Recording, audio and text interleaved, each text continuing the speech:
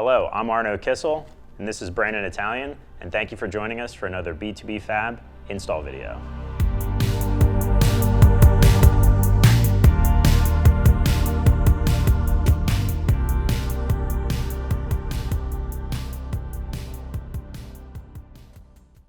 Hi, I'm Brandon with B2BFAB, and today we're going to be installing our rear shock extenders.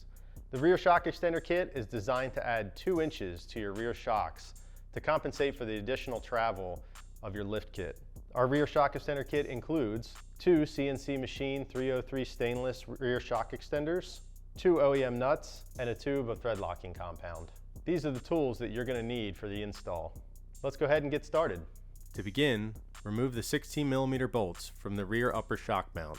Remove the rear shock from the vehicle. Utilizing a rear shock tool, remove the upper mount from the rear shock. Apply thread locking solution to the shock absorber threads and screw on the shock extension.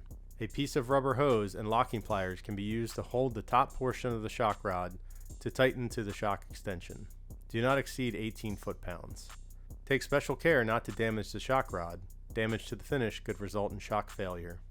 Reinstall the shock bump stop, shock mount, and all hardware in reverse order of removal. Torque all hardware to specified values. Thanks for following along for another B2BFAB install video.